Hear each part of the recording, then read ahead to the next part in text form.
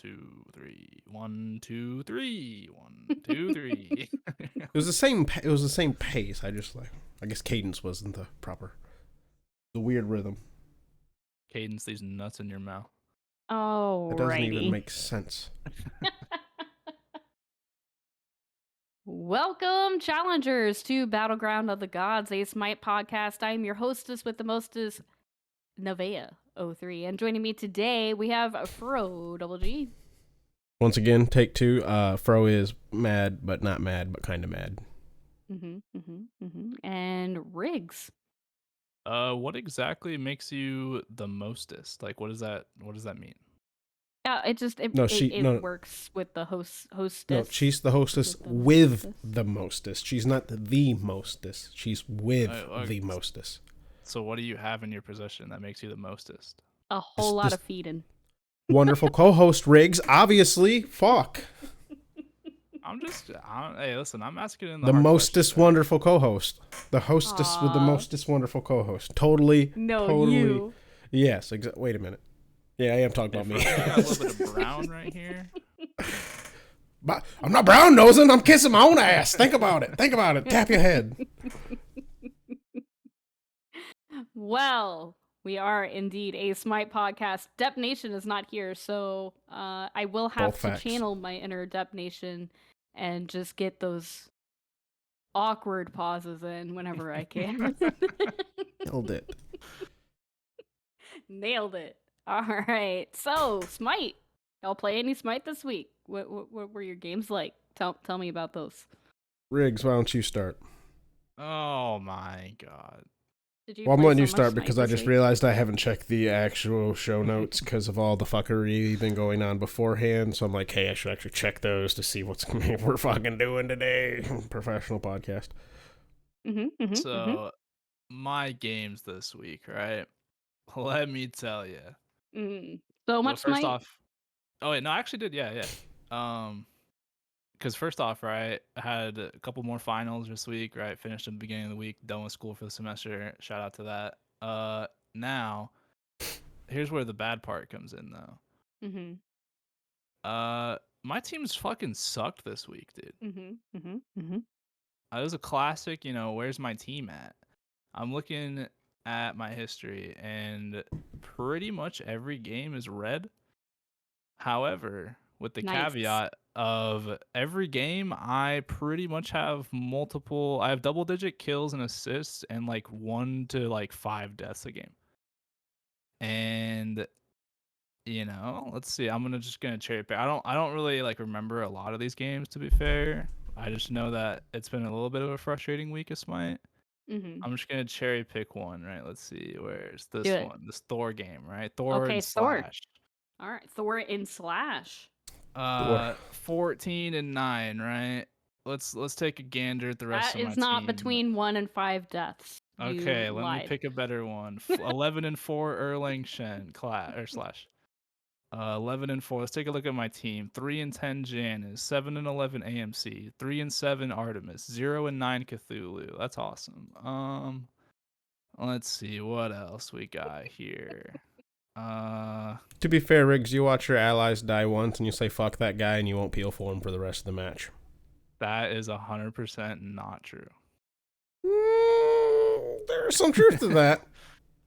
I do the okay, I may have been exaggerating when I say die once, but you watch someone do something stupid twice and you're like, nah, rest of the match, fuck that guy. Well, yeah, I mean, it's a pattern of behavior. If you're gonna be stupid, I'm not gonna almost die myself trying to save you. If you're your team, weakest link, all that. Yeah, I've been getting a lot of weak links, let me tell you. Yeah, well, you gotta tend to them, otherwise the chain breaks. It's just how that works. It's great that your link was strong. That's the math. You just gotta get like me. I'm just kidding. I sound like such an ass right now. Okay. I don't know. This has been one of those weeks. No, I'm just coming with the devil's advocate, fucking contrarian opinion. It's just been one of those weeks where I feel like I've been playing pretty well, and then I look at it's kind of like the classic, right? Rick used to talk about it, where you're playing like an arena or something, and you're absolutely going buck wild as a tank, and then you look behind you and your whole team is either dealing with one tank or they're all coming out of base, and you're like, what am I doing? Riggs, we were in a match earlier today where that happened. I was, and you were watching me, if I remember. I was on Geb. I don't remember the exact situation, but you're like, I remember ulting and you just being like, your team's not there. And I looked at my mini map and I'm like, my team's not here. Fuck. Yeah. Imagine looking at your mini map. That's crazy. I was like, surely you guys follow up on that, right? And then I look at your mini map and they're like at the fucking their own speed buff or whatever. Not even close. It's like, fuck. Yeah. No, there's no follow up coming at all. Yeah, and you got like a sick ult too. I was like, wow, unlucky. So yeah, I don't really have like tons of specific games really. Just kind of an overall like it's been a pretty meh week. I'll talk about one in specific though. I just played like a couple hours ago. I was playing with Trevor and Aiden. Sorry, I just like blanked on his name. Playing with Trevor and Aiden, and Trevor's been on a he hasn't been playing Smite. He's been playing Apollo, if that makes sense. Any role, it doesn't matter the role, he is slamming Apollo. Disgusting. Sometimes it gets annoying because he's fucking like he'll be playing Apollo jungle and I'll be playing solo and I see him like proxying my wave in between Phoenix and Tier 2 and he's like, "Whoa, I'm power farming." But classic Trevor shit. But me and so us three are queuing together, right? We get the classic Apollo jungle on Trevor. And then Aiden's like, "Yeah, I'm feeling Thanatos, right?" Thanatos support from Aiden. And to round it out, I was playing Atlas solo. Between the three of us, dude, that's trash. This pass. How are you gonna do it next patch? Fuck. I know, right? Yeah, I gotta get it. I gotta play a Guardian solo while I can, right? So yeah, 14-3 Trevor, 12-3 me, and then 13-6 Aiden. We just kind of the three of us were just running around as like an unstoppable trio, and it was pretty unlucky for them. My lane opponent was a Fenrir. He ended up going 4-14 because we ganked him on cooldown. Like we would wait for him to come out of this, like to come back from base after like the tier 2, and we would just like surround him and just kill him. It was one of those kind of games. So lots of laughs. It was a good game to end the week on. So that's about it for me though. What about you, Fro? I really haven't had any standout games or moments or anything in Smite this week. They've been fun. I mean, they're just nothing real special. I played a decent amount of Smite. They just been games. I do got another great Sea of Thieves moments to talk about, though. And I know we're not a Sea of Thieves podcast, but no, we are. We talked about this when I was here. This is Battleground. Hold on, I gotta get the new intro out. Welcome, pirates, to Battleground of the Galleons, a Sea of Thieves podcast. I'm your hostess with the mostest, Neveo03, and joining me this evening, we have Fro Double G. Tell us about your Sea of Thieves moment. So our Yavasti matey, there be some new scallywags. Backlash and Caveman were playing with us. Caveman haven't played it very much. It was Backlash's very first time playing with us last night. That was fun. That was really fun. We just went around taking some people out. There was a sloop in particular, which is a 2-man ship, which was pretty interesting because they had a rowboat with a cannon, and they were cannoning to each other, like back and forth to the rowboat from the ship, trying to keep up. So that was fun. But before we actually got into that match, Depp had already started with a brigade and a bunch of supplies. And we're like, fuck, well, we want to keep all these supplies, right? So we were trying to load a galleon onto our server. Wasn't working too hot. But I just so happened... Oh, no, this is before Backlash started. So Depp had a sloop and Caveman joined and we wanted a brigade. That's what it was. There was a Reaper on... When I was trying to do it, right close to where I spawned, I'm like, well, fuck, I ain't got nothing on my ship. Like, I want to go ram this motherfucker. So I literally just ram into this dude's ship. He's not paying any attention the first time it hits, right? I literally just wrap it around and do it again, and we start just firebombing the shit out of each other. Well, I literally rammed into his ship, dropped my anchor, and then jumped onto his ship and dropped his, and ended up killing him. And he was all, or no, almost killed him. And he was like, "Stop it! I don't got no loot. I ain't got no loot." So I was like paused for a second. And he's like, "Go ahead and take a look. Like, I ain't got no loot." And I'm like, "Oh, okay. Yeah, well, I see. Ain't got no loot." And I like walk up, switch a shotgun, just blast the dude, and like, yeah, we're done. Firebomb the rest of his ship, and it started sinking, and I logged off. Switched over. Toxic. What do you do? He's the Reaper. What the fuck? That's what you fly the flag for, right? You wanted to fight? Here I am. That's fair. I'm reminded of the last time you, me, and Depp played some Sea of Thieves. I don't know if y'all talked about it last week, but we had the galleon, and we saw this Ashen Wind, and so we wanted to go investigate that. Saw the sloop hanging out, and the Ashen Wind went away right when we rolled up, and yeah, we wanted that loot because we knew they worked real hard. And had a lot of loot on board because it takes a while to do an Ashen Wind, especially as a sloop, because there's only two of you there. They had a lot of loot. So I remember, like one of the key things I remember about that fight is me taking their the Ashen Wind chest, the big point of the chest that you get right for doing that, and swimming for basically 5 minutes straight out in the water, just waiting for our ship to respawn because we had gotten sunk.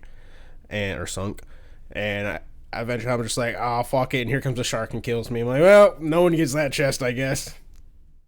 Well, so one of them got on board and was like jumping around, and I said, go back to Fortnite if you're gonna jump around like that. I don't know if you heard me say that, but I said that to him, and he crossed the line. He got a little sexist, and so now it's on, and we don't stand for that.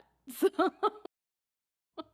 we made their lives a living hell for probably, about an hour and a half, 2 hours, something ridiculous. Until they logged off or respawned to a spot where we didn't find them again. So they did sneak us once, and I had to pilot the galleon by myself, navigate to where you and Depp were, and try and help you all out over there. So, but yeah, at one point, that same guy, he gets on board, he tries to gunpowder keg us. And he's like, he's got it on his back. Fro just leans over and he's bap and kills him. That was so great. Yeah, the dude's trying to sneak onto our ship with a fucking the gunpowder barrel. And what did he say? It was something like, so he finds us again a little bit later. He gets up and then he starts freaking out because we kill him again. And as he's dying, like before he goes onto the boat or whatever, he's like, "You guys are a bunch of cheaters. You're hacking. You know where we, dumbass. We can fucking see you. Yeah, who pays for the loot tracker? You. Yeah, he was saying we had the loot tracker or something, and I was it was when he had the gunpowder barrel and was trying to swim onto the ship. He said something like "surprise." Or something like that. Yeah, he was like in mid-sentence, and Bro just like leaned over. Leans over, boom! I had the blunderbuss and just shot and fucking hit the barrel and killed him. As he's like, surprise, guys! Boom! So after you had left, or it was right before you left, or it was after you left and then came back, because we had eventually sunk them, got all their loot, and sold it. We were in the process of selling all that stuff when you came back, and so you got like all the XP and the gold from that. So then we see a bounty on the map, and we're like, hey, we need to go to the Reaper's hideout because we had their flag from the sloop that was causing shenanigans earlier, and they had stolen a flag from somebody else. So we actually had 2 flags to go turn in at the Reaper's hideaway, and on the way there was a bounty. And a freaking Reaper sloop shows up and starts trying to mess with us when that bounty was like glitched on the ship. Yeah, no one could get it. It was glitched, and so I got onto the chat and I was like, "Hey, the bounty's stuck. We don't have anything on board. We're just trying to get this bounty before we go." Fuck the bounty! And then they tried to, and then they just failed so badly, like. We decimated because that was the guys that they were on open mic the entire time because we're in Discord call, right? But it has an in-game chat. Well, it's like a proximity chat, so anybody can hear you, including the other pirates, right? They were open proximity chat the entire time, and I could hear them as I'm like jumping around, like reloading. This guy's like, he's reloading so fast. I don't know how he's doing. He's reloading so fast, and it's like, I'm actually, the whole secret is I'm just going, trying to fucking fire as quick as I can, just smashing my button. I don't know what the fuck. I'm that and jumping around, dude. It's fucking just reload, fuck, shoot. And so I'm like cracking up because of that. And then the whole like fuck your bounty. And I finally, out of all this, because I haven't had my mic, I had my mic off because I couldn't figure out how to get all toggled, and I was dead. And didn't they also say some sexist shit? Because I feel like that's partly why I got on. Okay. No, all I heard them say was "fuck your bounty" and then just immediately open fire. I feel like there was something else they said that caused me. Like literally every time we encountered that other sloop, they were being very rude and very sexist to me. So yeah, I remember that one in particular. A lot of people, you guys don't realize this here. 3 daughters. You think I want dudes out there treating women like shit? No, I don't. I don't take kindly to that. So as soon as Nev's like, oh, this person being sexist, I'm like, let's fucking sink these motherfuckers to Davy Jones, bitch. Anyway, that's why we gave him hell for an hour. I was down. Like, I even explained that to my daughter. I'm like, sorry, we were killing some some sexist people in a video game, and she's like, it's all good. I'm like, all right, cool. Parenting done right. I was late to pick up my daughter from work because I was busy killing sexist people in Sea of Thieves. Oh, I'm such a terrible parent. Or not. I don't know. Maybe. Well, yeah. Anyways. Nah, it was but the second group, they said something besides that I just remember set me off because I remember them fucking saying "fuck your bounty," but they said something where I was like, I fixed my in chat, and so I start talking shit, and I there's a reason Fro doesn't start talking shit when playing games, and that's because I will fucking get into it like pretty badly. Like pretty bad. That's why when Fro gets upset, he shuts up. He doesn't say anything because I started getting cocky as fuck against these people, and I did. Yeah. It was great though. The end of it was as their ship was sinking, Fro saying, "Fuck your bounty." Yeah. Nice level 1 Reaper flag, idiots. Yeah. So Smite was good this week. It was very fun. Smite was great. Yeah. Smite was great. Nev, how was your week? So I did not play any Smite this week, but I do have a few games I could talk about from last week since I was not here. I finished somebody. Shoot, who did I finish? I finished somebody. These nuts. Shut up. I finished, did I finish Akwong? I finished somebody. I don't remember who it was. It might have been Akwong. I don't know. I played a lot of Akwong. I know I say that pretty much every time I'm here, but, you know, I do gotta say this. Going 12-8 as Akwong and losing is a real bummer. I gotta say that. You know what else is... sounds like your games were like mine. You know what else is a real bummer? Still not being able to play the new guy. Because I'm just real bad with this. I played one game on that dude, and god damn, does he feel about worthless. Pretty sure I don't have a single freaking win on him. I do damage. I do the ult right. I get that ult to where it pushes them into the tower line and stuff like that. Ult does damage. Yeah. The ult be popping, but like I think I'm trying to like what we call Goomba stomp everybody with my 3 whenever I can, and that's what's getting me in trouble. Don't do that. Bro, I think I have a good comparison for you as to why you think you don't do damage, or you don't really do anything on him. Okay. I've come to the conclusion that he is less fun and just not as good as Discordia, but he's like very, very similar to Discordia. I agree. Like, not as fun as Discordia and not as good as Discordia, but similar to Discordia. And you really like Discordia, so it's like... shitty root, ranged line ability. Kind of weird 3 getaway type thing. Weird 3, but so much hers better. Is way better. It applies cooldown. The ult's a little different, but I mean, it's still similar. But like, I mean, line alt. Yeah. I almost got a penta That's again. fair. I'll accept that somebody. definition. On Al Kwong. I almost got a penta on Al Kwong. I Fuck had a yeah. quad, and then I died. Caveman They should make stole a Alcong penta execute repeat. from who did Caveman steal penta from? I want to say it was Stoff or someone else this week. Real dick move. Colorado. It was from Colorado. No, Nah, that's a bummer. That's fine then. Oh, that's rude. I did, of course, play a bunch of cooldowns Run It Over, and those games kind of blend in my head. And then we did it one day where it's just all out assault. So those, of course, are not showing up on my Smite Guru because those don't count. Didn't all of us play together, all the hosts at one point? We did. We played a couple games together. One game. One game. Oh, that's right. It was one because you had massive. to go. Well, okay, so it's part of the thing where it's like I go to bed earlier, right? And Riggs lives on the West Coast. Mm-hmm. So there's a time difference. Like, Riggs and I constantly are like brushing by each other for a game or two, if that. Yeah. Sometimes I just don't play with you though because I want to play Conquest, not gonna lie. There is that. I will. Well, I mean, I'll play the Conquest as well, just no one ever invites me to play Conquest. Or the people who do. I won't invite you to play Conquest because I don't play Conquest. Sorry. Wait, yeah, finish that one because I know exactly what you're about to say, bro. the people who do play Conquest with you pick Meditation Chernobog and maybe rhyme with Acklash. Oh no. I mean, I wasn't gonna say that actually.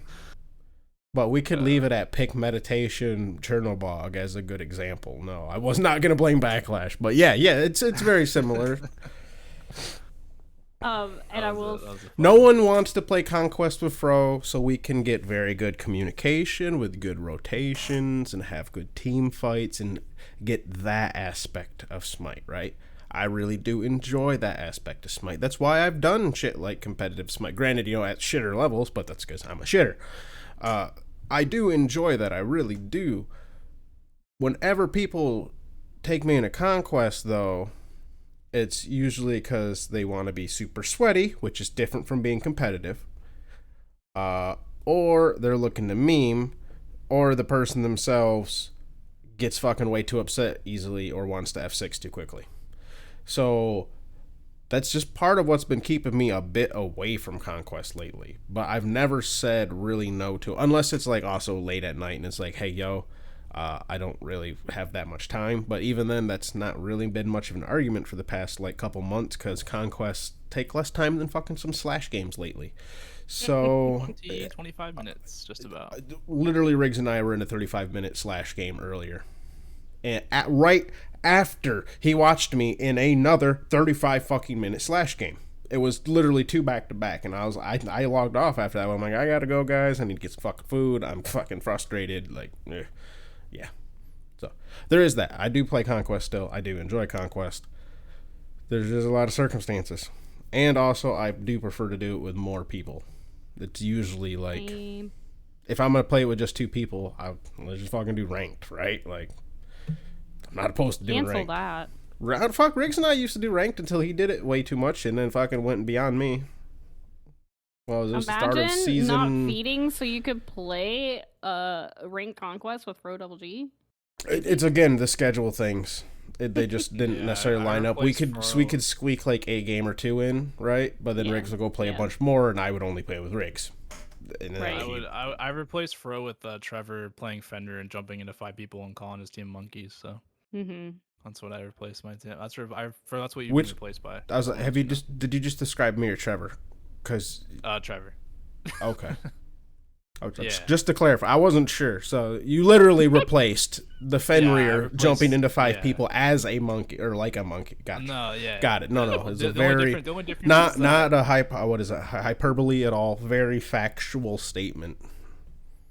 Yeah, the only difference is that you don't call your team a monkey after that. Trevor will turn around and say, "Where's my monkey teammates?" And that's the difference. So that's what I replaced you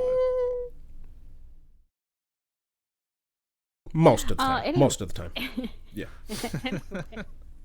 I do have 2 very, very quick games to talk about before we move on here. I had to do a couple of solo queues on the stream, waiting for people to trickle into the queue. 11-4 Certanos, but the highlight of that night was this 14-minute assault where I got Achilles, and I went 10-1, got a disconnected quad, and I think I like Achilles now. I put the clip Rooney in our chat there if you're interested in seeing me get the achievement of getting, 3 kills with your ultimate in one use or something like that. I got that. That was exciting. But Achilles was fun. Okay. I was like, you really have to forgive me. My ADHD just kicked in like a motherfucker because I forgot what god you were talking about. And you said Achilles, so never mind. Never mind. Achilles. You capped it off by answering it for me anyways. I appreciate it. But I think it was also kind of like our team comp, I feel like, went a little bit better. We had an Aphrodite, we had a Cucullin, a Vamana, and a Soul. They had, on the enemy team, they had a Kuzambo, a Neath, a Heimdall on her, and a Hell. I was a little worried about the Hell, being able to have the cleanse capability every, 6 seconds or something. But we were able to kind of chain our CC and get the Hell to waste her cleanse and just be able to do a crap ton of damage. And we knocked down the tower in 14 minutes. So... Or the Titan, I should say. I just watched it. You kind of went buck wild, didn't you? I freaking love Achilles. I that was another sentence I never thought I would say before. I'm telling you, you're a frontline player. You're just hiding behind Poseidon or whatever mage of the week you're playing. Speaking of Poseidon, my last game that shows on my Smite Guru was Poseidon in a Joust. I got Blink. It was probably a bad idea because I just wanted to keep blinking into the entire team. 5-10. Yeah, 5-10. Part of the problem was I didn't realize that my 2 friends here also picked magical, so we had no physical damage. But yeah. So it's just funny that you said Poseidon because. Yeah, because I play a lot. I play with you sometimes, and that's your go-to picks. You slam Poseidon. You slam a Nuwa every once in a while. Nuwa in Slash is my guilty pleasure. Yes. Yeah. I so feel that with Anubis, Gavin, Kepri. In Slash. Those 3 are just they feel great. I don't know. It's very fun. I'm probably not going to play Anubis and Slash for a while because I got that star before the month was over. That's fair. That's fair. We should announce a diamond challenge. Yeah, that was my star challenge. Was Anubis. I'll type that up here in a minute. We'll announce another one. We should do that. But yeah, I just I don't want to play Anubis for a while. I'm over it. Real quickly, just because you brought up getting that achievement on Achilles, where it's killing multiple people with your ultimate, right? Yeah. And like I said, it got my ADHD brain going, right? Which then got me to, man, remember how they just recently nerfed Tyr? So it's gonna be harder to do that with his ult. Yes. I actually thought about that myself, but yeah. And now with the upcoming changes, is that the absolute most difficult achievement in Smite now? I feel like it's always been up there, but I think you're right. I think that might just knock it right up to the top of being the most difficult one to get. So for those of you who don't know, I think it's to kill 12? I thought 10 plus. 10 plus people using Tyr's ultimate in one match. I thought it was 20. I want to say I thought it was 20, but I could be wrong. Let me look. Pretty sure it's 15. Yeah, I'll go with 10 plus because I know it's at least in the double digits. That's a safe statement. Right. You got to get double digit kills with Tyr's ultimate in one match, which is, even at the most minimum, tricky, right? Yeah, kill 15 enemy gods with the damage from your ult. The damage from your ultimate.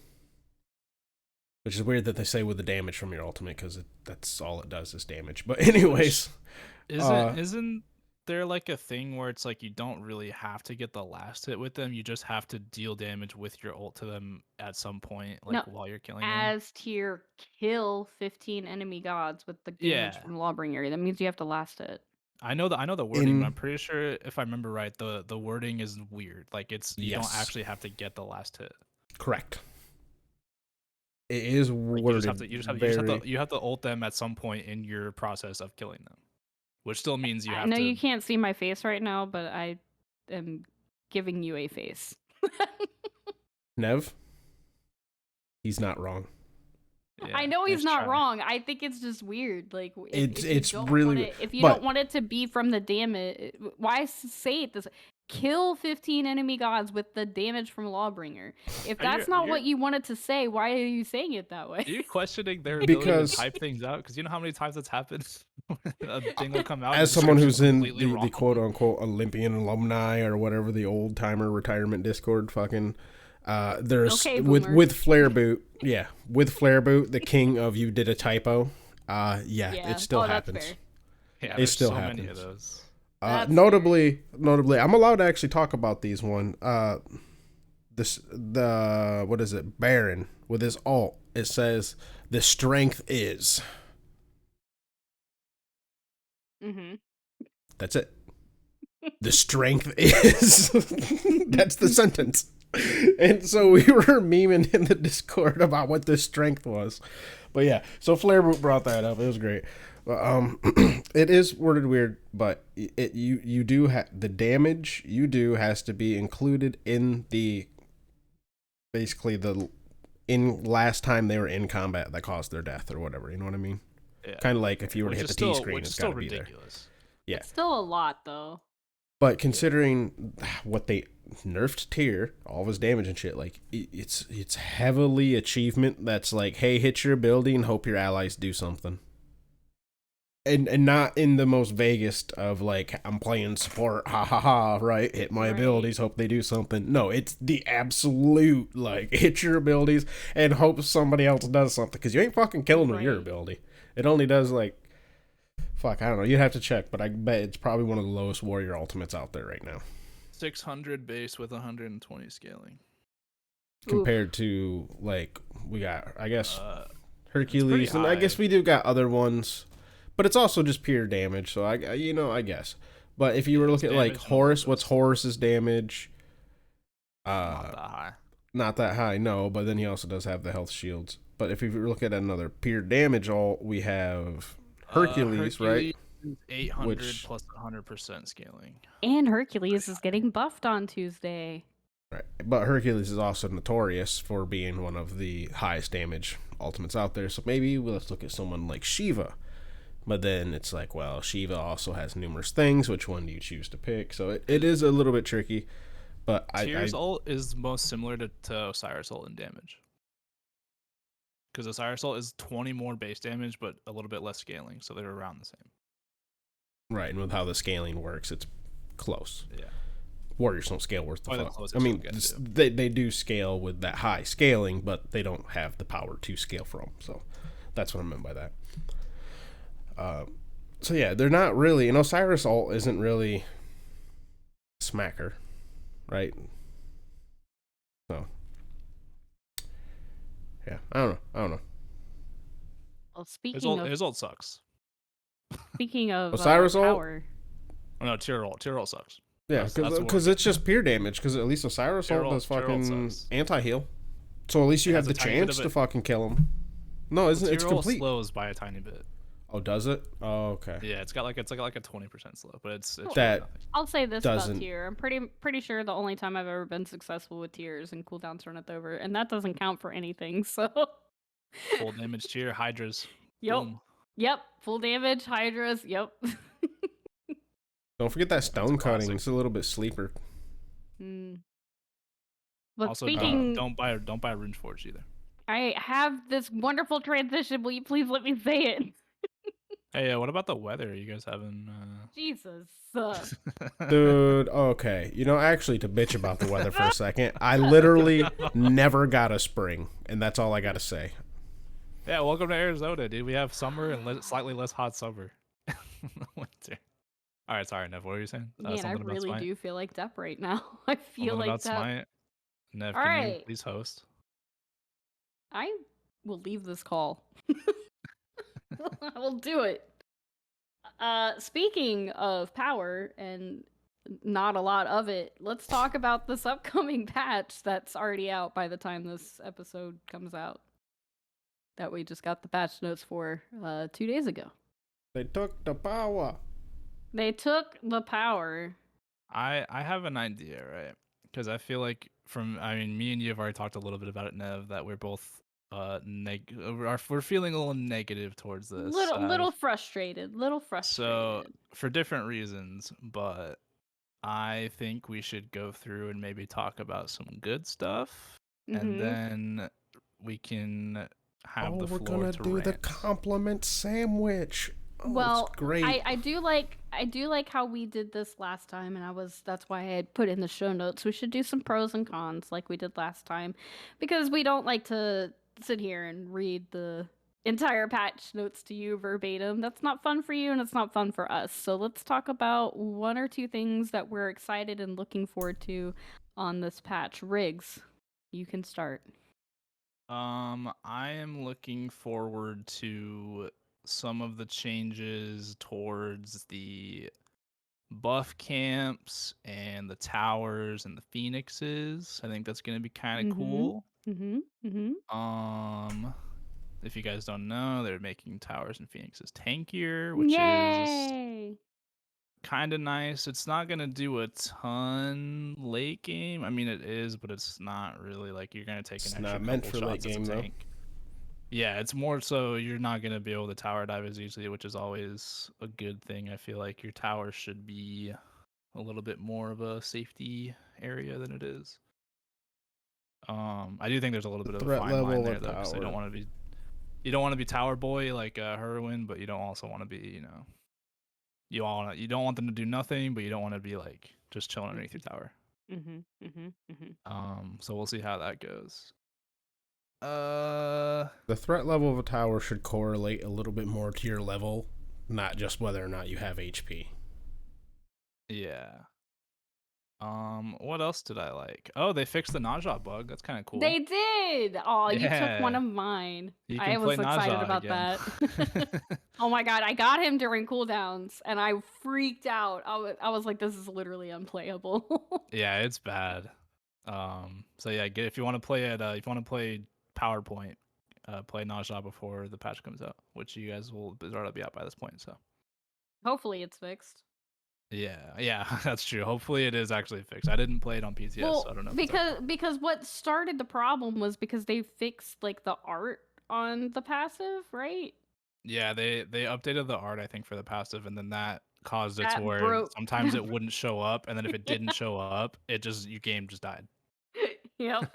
So then they fixed that, but now in its current state is when your passive is ticking down. Like if you haven't initiated your passive, it's ticking down to go back to 0, and the petals are falling off. That's what's making the FPS drop now.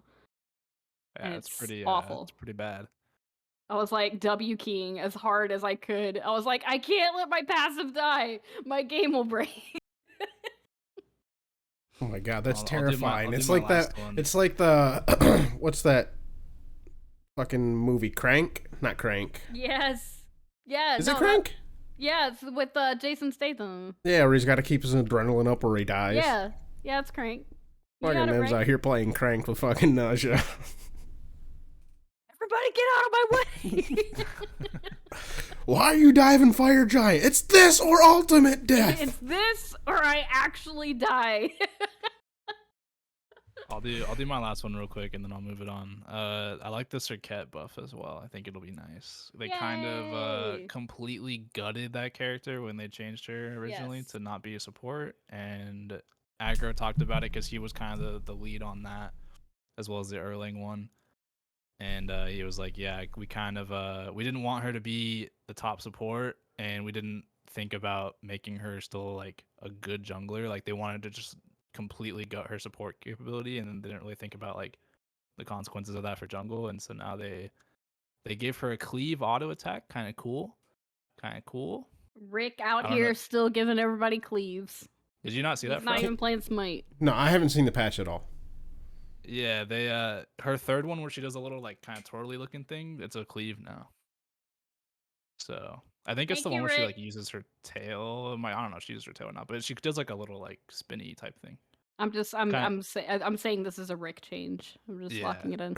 It's similar to the Athena one where she does like a little twirl with her thing, except for it's Serket and she does that. So I'm just it's interesting because Serket's never the one you think of when it comes to like buffing auto attacks or cleaves or anything like that, because she's usually the one who holds your autos. So it was just a little odd at first. I understand the rationale. Yeah, it was to help her clear, so she's not using the abilities in the jungle as much. She doesn't have to. She can clear better. Because her, if you think about it, like her one is her best damage. It's also one of her escapes. So it's like you're using that all the time clearing. Well, she has 2 escapes. I don't feel bad if you have to use one to clear. Nah, they nerfed the distance on the 3, so you can't go as far. Okay. You only jump like 20 feet now, which I mean. It's so let's feel bad for Fenrir when his one is his main clear. You use your 3 to clear. It's AOE now all the time.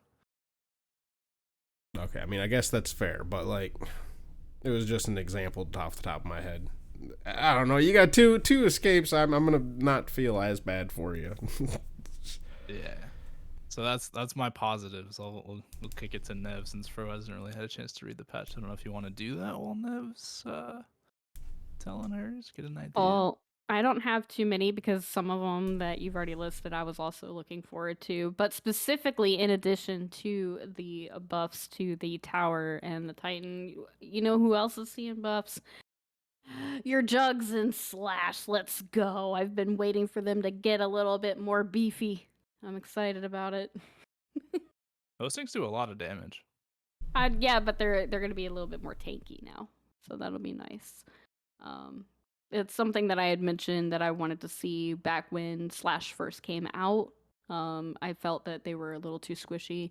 They did kind of tweak it a little bit, and now they're tweaking it a little bit more. So that'll be nice. I'm trying to find the actual number on that as I'm frantically scrolling up and down through the patch notes to find it. Here we go. Apparently they also fixed an issue where the Juggernauts were not regaining health once players had stepped out of the leash radius. So. Yeah, I complained about that to Ajax. I'm like, yo, I thought this was a feature, not a bug. This is very upsetting.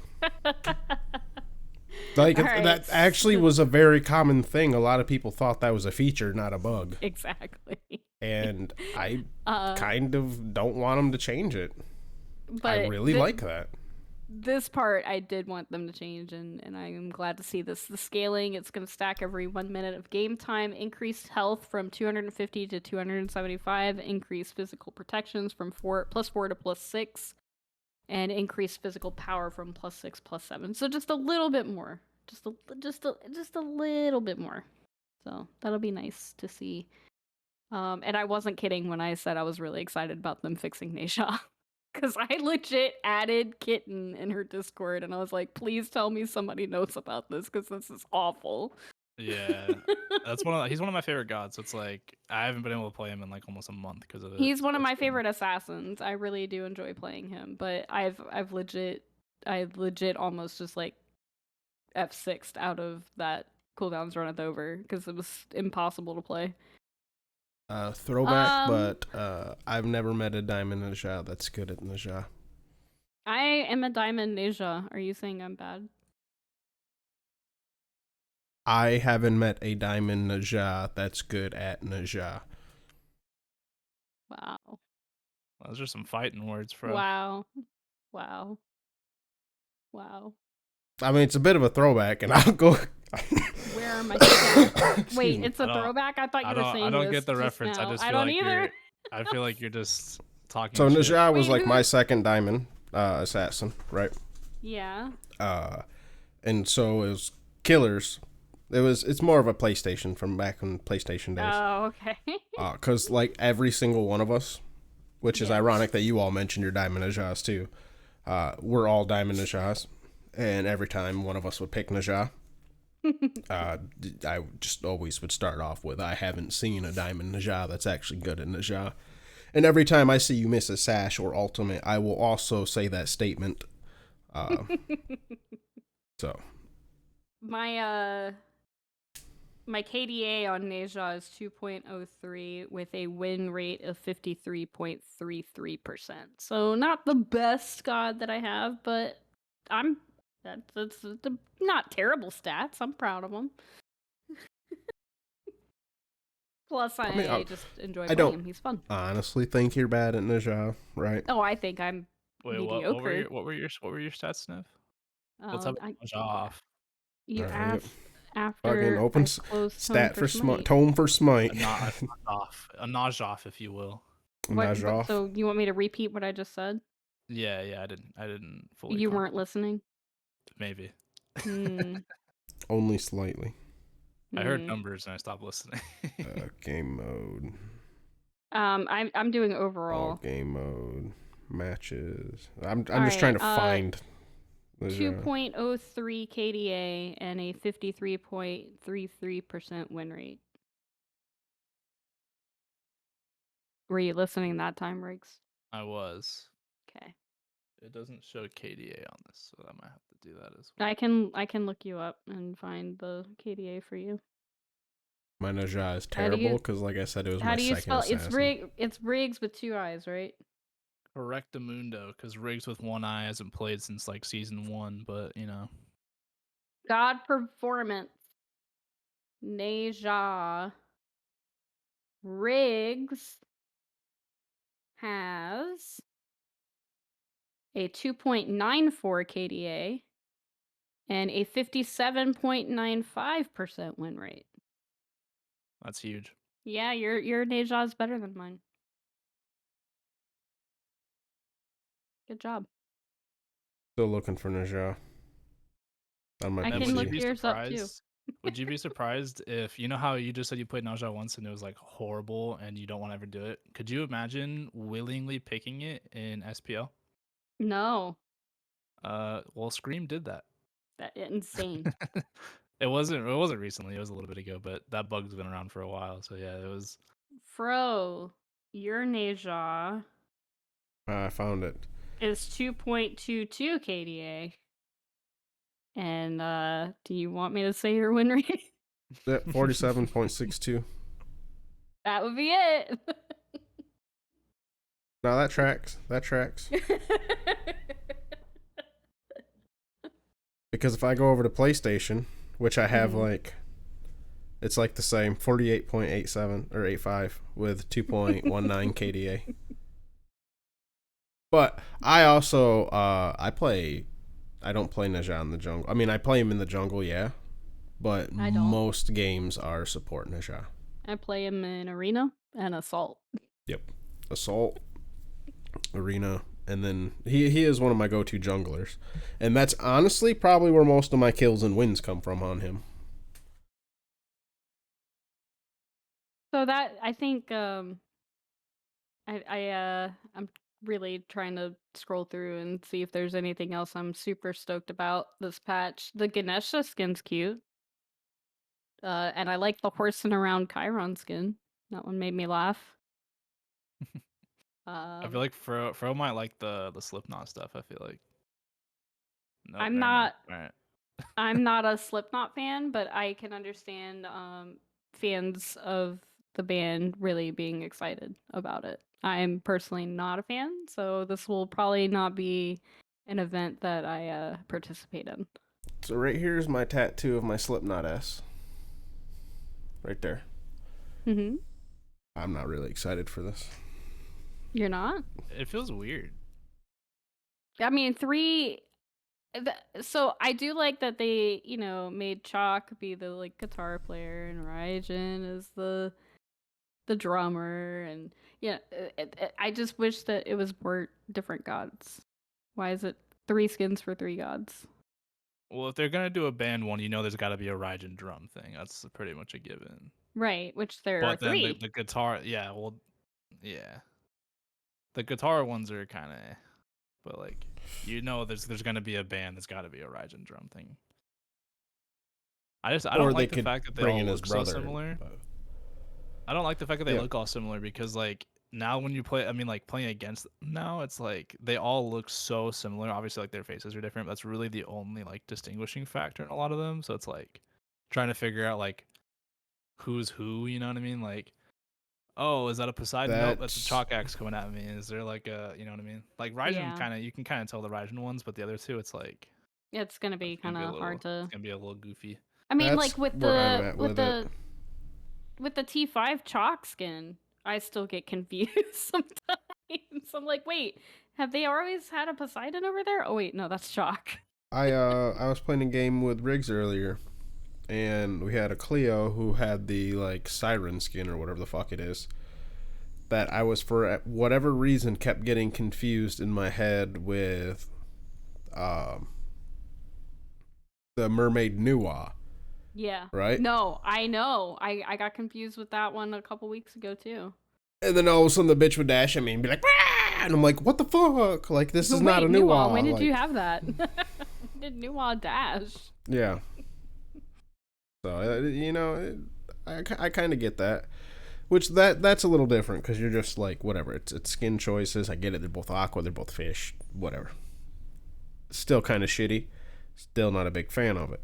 But this one, it's like, yo, you chose a band that literally wears jumpsuits to match in a game where it's super fucking chaotic. Now, there's also supposed to be a big overlap between the two, like, fan bases, like, right, according to some analytics, which I guess there is somewhat. But then there's also, I'm just not a big fan of adding the music stuff to it, right? Because how many streamers got to turn all that shit off? Oh, mine's still turned off from the Monster Cat stuff. Great. Well, here's another one that you're going to struggle to hear any ultimate from, you know? Mm-hmm. There's even more of them, and you're going to be struggling to hear Krakens go off. Okay. Well, my shit's turned off too, because, you know, I'm not a big time streamer, but I don't want to run the risk because someone fucking Krakens me. I don't want Twitch to turn around and crack in my booty hole. Yeah. It plays their song stuff when they use abilities? During, oh god, I don't know if it does during the Kraken. It does that with the Monster Cat ones too. It does with the Monster Cat one. That's why the streamer mode turns on. I did not know that was a thing at all. One of the abilities. I'll have to look it up because I know this was brought up in the Olympian Discord. Someone, I'm not gonna actually name them. That's actually a better idea not to name them. They were saying, you know, like how, you know, they would have liked this, you know, but basically what I'm saying now is like, now, hey, here's just another ability that we're not going to be able to hear. And I'm pretty sure they were talking about Kraken. So. Or it might not have been. I'll just fucking take a look. But yeah, I'm just not as big a fan. I just don't think it necessarily fits the best. Yeah. It is one of those like, also cool in theory, sometimes but like boy, some I just don't see the overlapping fan base. Like if there is an overlap, they're probably already playing Smite, right? Mm-hmm. Like I just don't. I don't know. I did see a couple of comments on the Twitter and on the Facebook threads that people were like, "Oh, I haven't played Smite in a while, but now that this is here, I might come back for it," or something like that. So I've seen a couple of comments like that, but I don't know like the hard numbers on like how many returning Smite players are coming back just because of the Slipknot event? How many Slipknot fans are coming to play Smite because of the Slipknot event? Like, I don't know the ratios on those. Yeah, and how many people are saying that versus actually gonna? Right, exactly. And I guess for every person who does, that's a success story. And I hope there's enough of them to justify, but I'm also a bit of a pessimist sometimes. But it's Apollo Ultimate. I just checked. Apollo Ultimate, you can't hear him above you, which also means you can't tell what direction he's coming from. Right. Yep. Until an Apollo's landing on you. I mean, or you obviously see him, but who the fuck looks up? What, you mean you don't have unrestricted camera pitch? No, I do, but who looks up? Oh, I don't. It's a human thing. Like the whole don't look above 45 degrees. Like it's a natural. Like, and I understand video games a little different because perspectives and everything. But who the fuck walks around the game looking up? I don't. Wait, Nev. How do you play like that? Because you can't unrestrict pitch on console, and so I learned Smite without being able to have unrestricted pitch. Correct. You could definitely run restricted on console. I remember doing that on Xbox. Well, when I played, not back in the wasn't day. A choice. You cannot rig. Season 2 and 3, it wasn't. Season 2, it wasn't on console. Season 3, you could not. You couldn't. I mean, unless I absolutely missed something in the very end before I switched over. But the whole time I played on console, you could not unrestrict your camera pitch. You could not. And then when I moved over to PC, people were like, "Oh, well now you can unrestrict your pitch. You should try it." And I tried it, and it was awful. What? Yep, I remember because I very distinctly back on the second Conquest map, there was one where, and this is my first introduction to who Barracuda was, and I didn't know who he was as a pro at all. Was playing Freya, and he was styling on someone, and I didn't realize he was styling on someone because I didn't get this. He activated his 2-1, right, and was going up and down with his camera, just firing off his autos, right? So he's just flapping his view up and down, and I'm like, how the fuck is he even doing that? And he gets a kill as he's doing that. So yep. I think I know what clip you're talking about. Yeah, it was him charging their Phoenix line on the old Dark, like season. Yeah, because I straight up had people when I was streaming Smite when I was still on console. I had people ask me why I didn't unrestrict my pitch, and I went to settings and showed them that I couldn't. I physically couldn't do it. My mind is blown. I could have sworn you could do it on console. You might be thinking of being able to do it once controller capabilities came to PC. Oh no, because at that point I was on PC. I played console from season 2 to like 4.5, 5. I swear that was not an option. Maybe when you switched to be able to use keyboard on console, you can, while using the keyboard inputs, change that, because it does change things like your store. I did not ever do that, so I cannot confirm, actually. I cannot. See, now I'll say under that situation, that actually might have worked back when I was still playing. So that may have been a thing, because I didn't ever try using KeyBM. I'm remembering something now, because Riggs is so convinced. I'm so convinced. But I'm also so convinced enough, too. Maybe it's just the Mandela effect. Let's trust the 2 console people and reject this youngster who doesn't know what he's talking about. Back in my day. Nev, get the canes. Let's beat the shit out of them. I probably ran into Nev playing on console and just didn't realize. Yeah, and I didn't realize either because I couldn't unrestrict my pitch. Yeah, I was just above you. You just couldn't see me.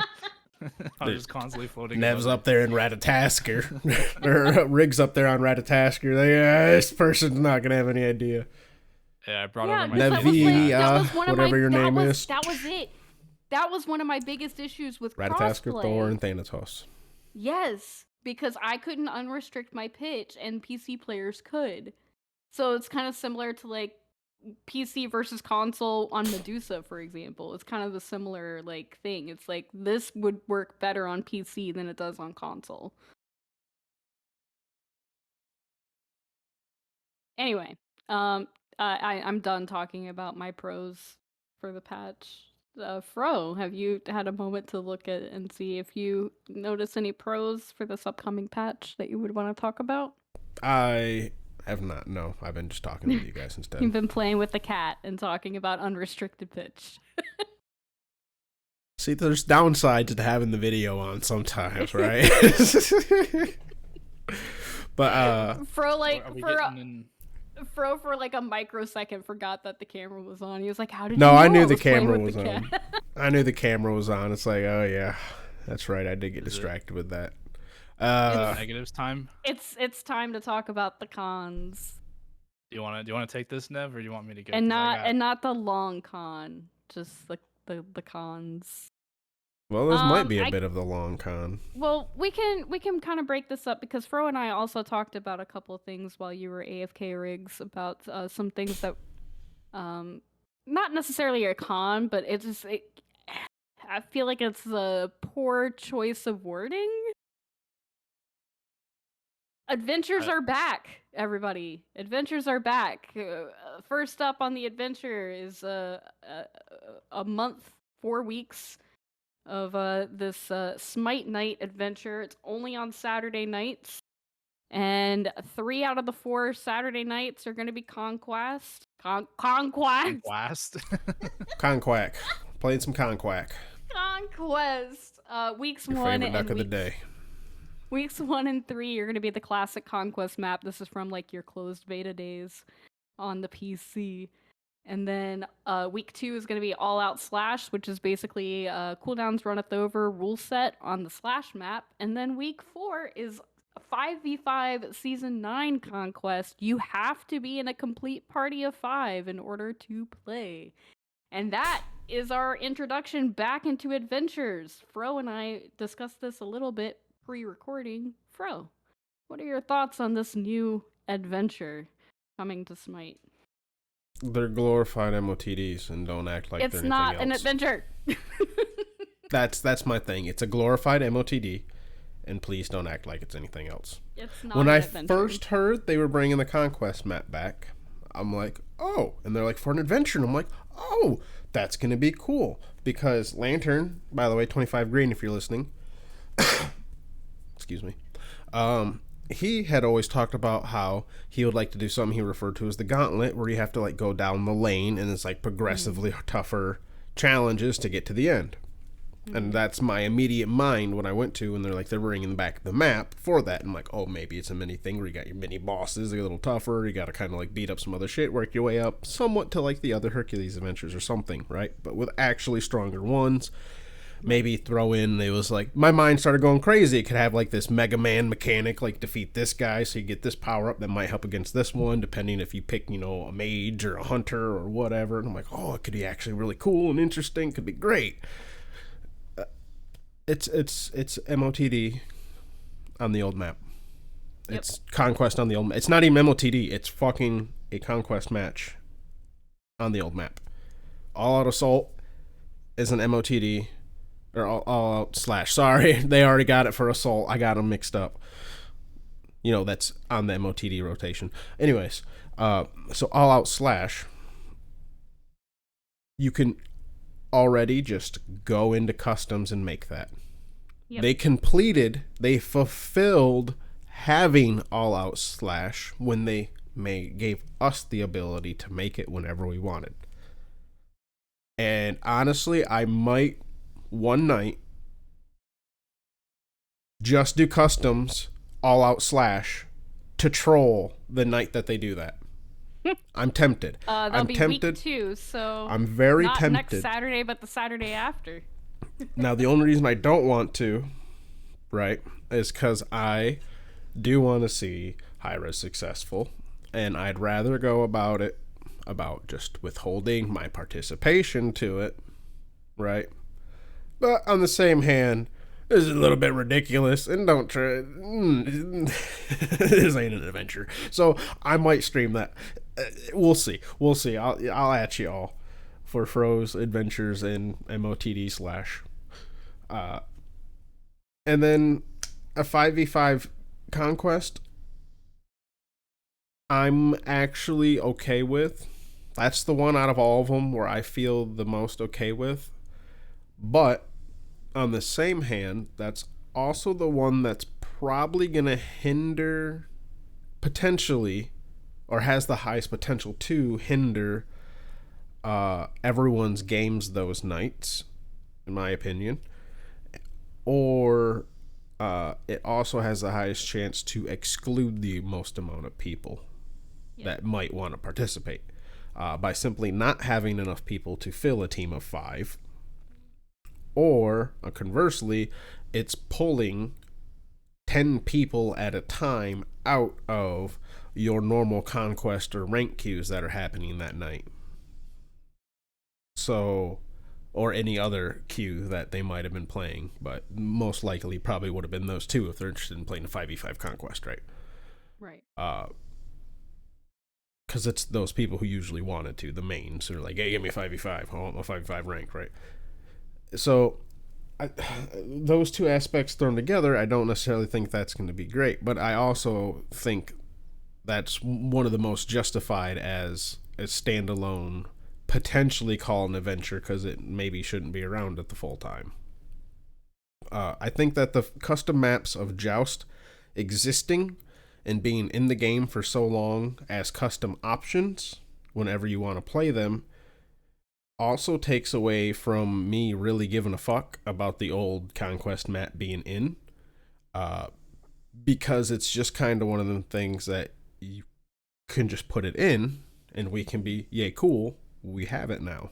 An added little thing. We get our old little treat back. It's not, here's a new treat. It kind of goes back to like when they brought back the classic Joust map, and it was like we kind of talked about that a little bit when that came out. It was more like nostalgia for the people that were around for that map, and they were the people that were the most excited about it. I didn't play when the classic Conquest map was out. I don't care. I'm just gonna say it. I don't care. So I'm probably not going to participate in this adventure because I don't have like that same nostalgic feel to it as other people do. I don't have it either, Nev. I'm right there with you. Or it's like this map doesn't really mean much to me outside of the fact that I would like to play on the map that a lot of the videos were on when I first started playing Smite. Not a lot. Some, right? But same was the classic Joust map, and when I actually got a taste of that, it's like, oh boy. It's kind of like when you have a taste of, you know, this is how they made it back in the day. Ooh, and it's like, back in the day doesn't necessarily mean good.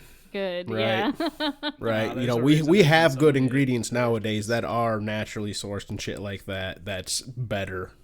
Right. Like, it doesn't mean back in the day, sometimes they only had sugar and water, and then that was your candy. It's called, here's your rock, or your fucking rock candy. And it's like, you know, but blow pops are pretty fucking tasty. I don't know. I don't know. No, I agree. I'm kind of lackluster about this adventure, I think is the best way to explain it. Speaking of the throwbacks, they're also introducing this battle pass where this is actually a pretty cool idea. I will give them that. This is a pretty cool idea for the battle pass, where if you weren't around for some of the older battle passes pre-2022, and none of the crossovers, the battle passes, I think it's like called Blast of the Past or something like that. Yeah, Blast from the Past battle pass. So you can pick your own battle pass skin from any battle pass before 2022 that was not a crossover. So these skins are going to be from Too Hot For You, Darkness Falls, New Olympia, Sweet Victory, Pirate Queens, Enchanted Chronicles, Lightbringers, Final Boss, Necropolis, Most Wanted, Heroes of the Wild, and Cleanliness versus Godliness. Now, I am probably not going to participate in this battle pass because I have all of those. I have all of them. This is pandering to the non-whales, which you have to do to some extent. Right. Well, and I think it's a really cool concept. I do appreciate them giving that opportunity to people. And they do say later on in here there will be more ways to unlock these battle pass skins and cosmetics in the future. So they are open to the idea of reintroducing some older battle pass content for you to get if you weren't around to participate the first time, which is really cool. But for me personally, I already have all these, so I'm probably not going to get this battle pass. Hear me out, because this is the first I've heard about that, right? The throwback battle pass, whatever. And I can already tell you this is another, in my opinion, a huge drop of the fucking ball. Fucking gigantic. Battle passes are still very new. You know, it's a really old thing that they could bring back an opportunity to get all the skins for. Some of the older Odysseys. some of the motherfucking adventures. You're claiming these are motherfucking adventures. Give us the chance. The fucking vault skins have been sitting there for... Maybe that's why they didn't, because the vault's been sitting there for fucking 19 years. That's probably why it hasn't. Although, even with those vault skins, it was only the particular ones, right? Not the entire skins. But I guess those have been sitting in chests, so... I guess there's that. I don't know. Now that I fully think it out, that's probably what it is, right? A little more rationale. So I get it. But I am still just a little... I'm salty. This doesn't really seem like an adventure. Yeah. Nope, but on the same hand... Now, I will say, not for me, because I'm not much of a whale anymore. Especially, I've gone with the I won't really buy skins since I can't thank Sony. It's pointless for me. But all the people who are whales, what are they supposed to do for this battle pass? Not get this battle pass. Okay. Some people want to do that, though. Some people want a battle pass. I think the only reason why you would get this battle pass, so the paid track item at the end is the Trickster Loki. No. Which is a highly popular and highly requested skin, so they put it into this battle pass. So if you're trying to get the whales just to participate to buy that, that's a little bit dirty. Yeah. Which Trickster? Well, that's what I'm saying. Is it the Jokey Loki or the Trickster one, which is like the Trickster. anime one? It's a different one. It's Trickster. Not Trickster the anime isn't one. a part of those two that you're thinking of. It's a different one. So it's the D&D looking one. Yes. Kind of, the rogue looking one. Okay, yeah. Yes. Yeah. Which is part of the adventure, which was in the vault. I think so. So you should be able to get that with the golden key. No, that it's not in the vault. It's not in the vault. Yeah, I don't know if that's the same one. Okay, so hold up here. I might go back to my original rant then. If there's adventure skins that you can't get, here you go. These could have filled the fucking battle pass themselves. I'm putting it in chat for you. That's the Trickster. All right. So I know which skin it is. I know which skin it is. Not the Jokey Loki. It's not the fucking anime one, which is like whatever. It's the fucking D&D looking one. Agent of Darkness is the one. I'm looking at it right now. It's the Trickster bundle, but it's the Agent of Darkness Loki skin that's in it. You can buy it for 1,000 gems right now. Nope, you're right. That is a different one. I forgot all about this one. It is a highly coveted one because not many people do have it. Exactly. Where did it come from? This is mostly for those people. I don't want the skin. I don't want the skin. I don't play Loki. I don't care about the skin. So I'm not going to get this battle pass. It says it's exclusive, so I don't know where it's from in the game. I mean, it's from a while ago. I would have to remember. I'm looking it up right now. I cannot wait till we get to the conquest changes because let me tell you. So even if they're using the one skin to try to pull the whales in, that's a bit of an underhanded tactic, which I can't necessarily say that's what they're doing. But my whole point was there are people, like for instance back in the day, it was a thing I liked to do, right? It was kind of, spend money on yourself type thing, a little retail therapy. Every other week I would spend $20 on buying myself a PSN card to buy some shit in Smite or on Sony. Most of the time it was Smite.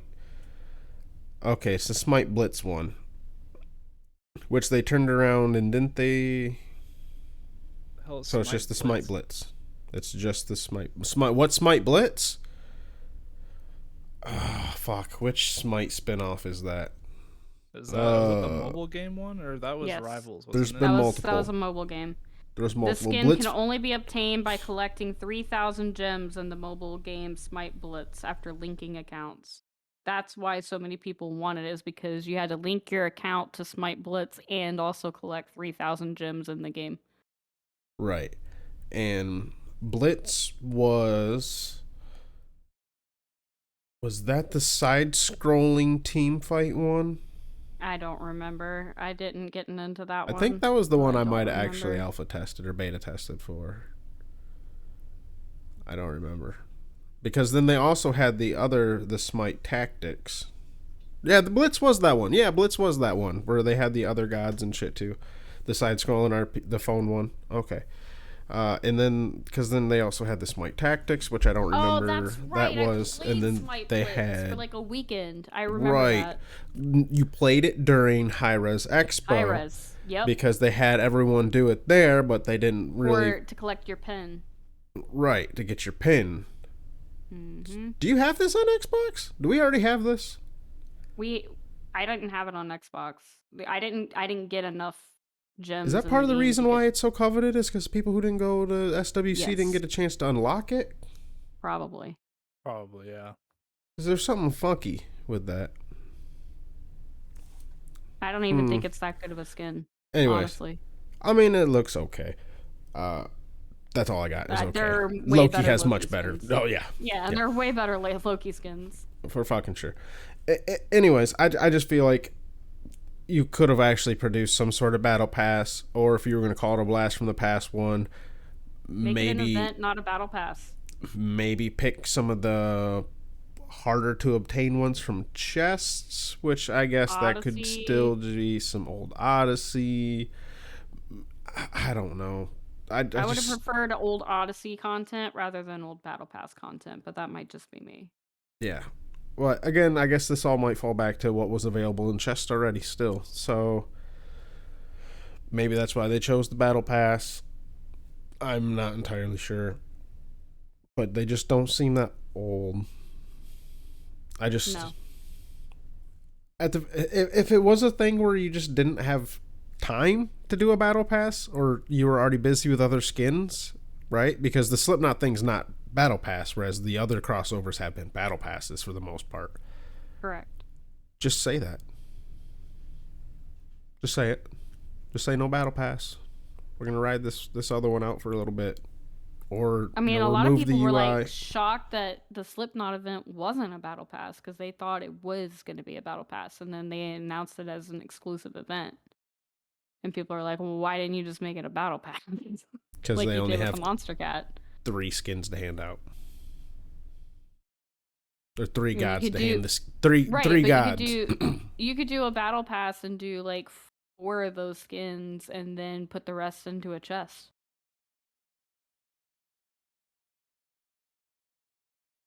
That is what they've done before. Yeah, I know. That's why I'm saying it. Yeah, I know. I'm just looking at Fro's face because Fro seems very like.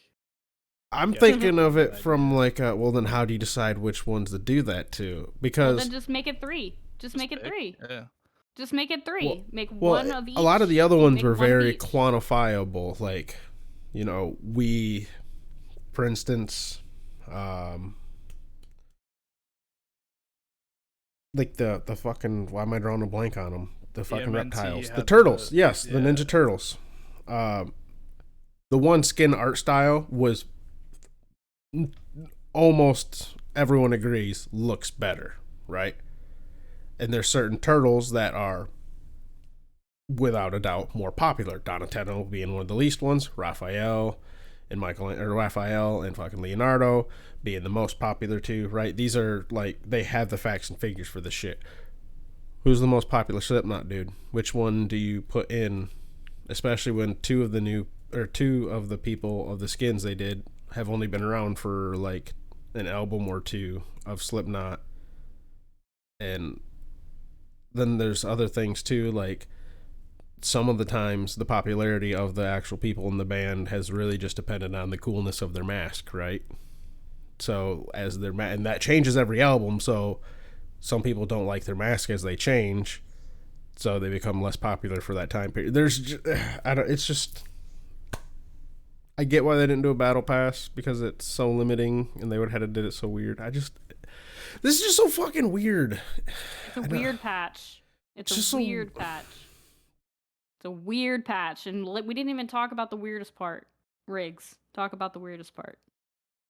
I wouldn't say it's the weirdest part. I'd say it's the worst part. All right. So let me fucking take the floor here, right? You know, as a solo laner, it's a hard job, right? You know, the ADCs are always OP. They're always doing so much damage.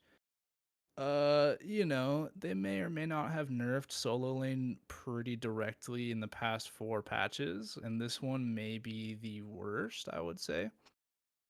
So, to put that in context, right? The past couple patches, right? They've gone through, they're like doing what you said, right? There's too much damage in the game, too much tankiness. Mm-hmm. So they've nerfed breastplate, they've nerfed Sov, they've nerfed mystical mail, they've nerfed they nerfed it so you a could only couple get warrior. one glyph, which is almost 100% because of tanks.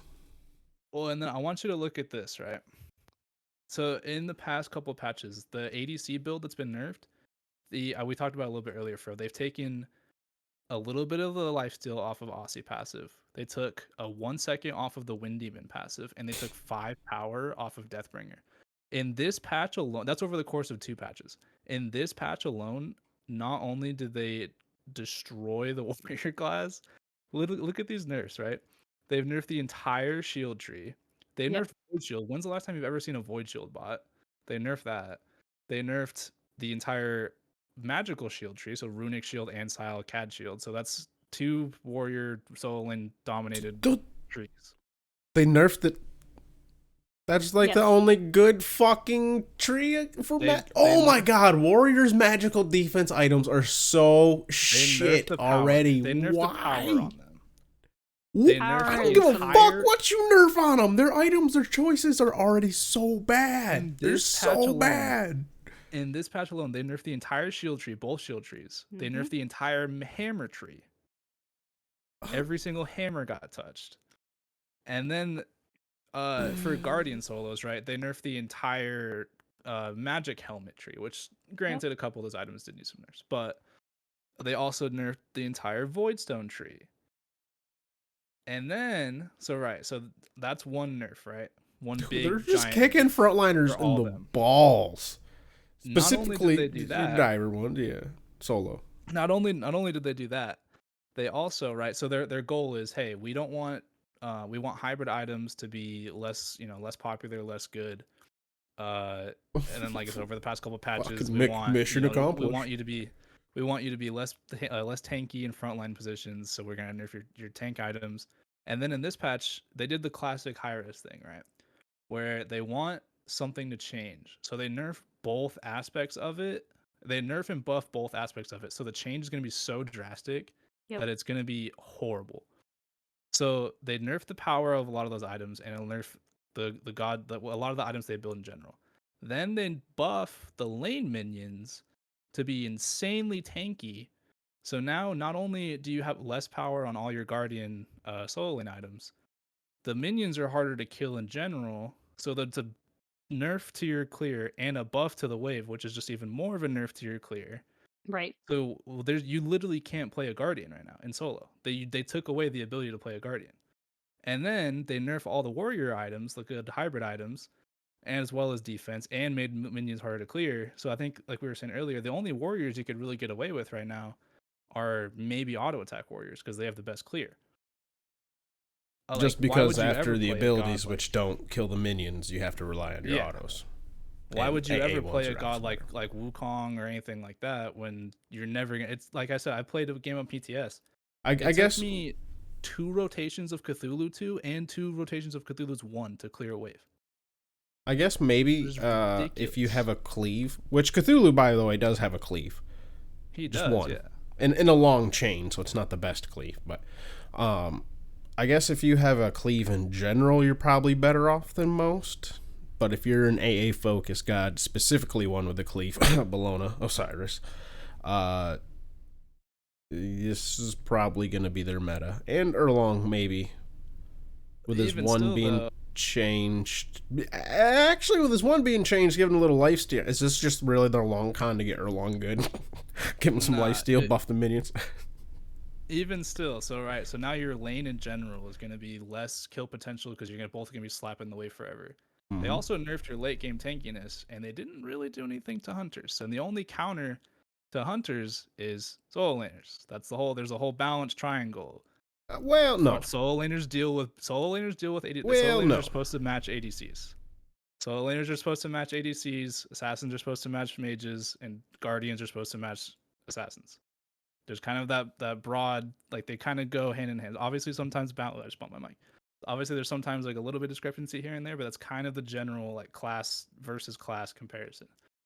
Now there's nobody in the game to keep ADCs in check because warriors and solo laners have been nerfed so hard in the past couple patches, and ADCs really haven't had anything to happen to them. They got tankier in this patch with the overall HP change. They got tankier.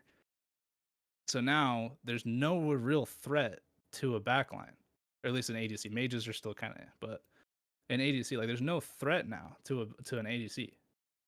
So ADCs are just gonna run wild. And if you've watched any PTS or if you play any PTS, that's what's happening. Is ADCs can literally just do whatever they want because there's not really anybody to keep them in check. Because if you're playing assassin, you're not gonna be tanky enough to do that.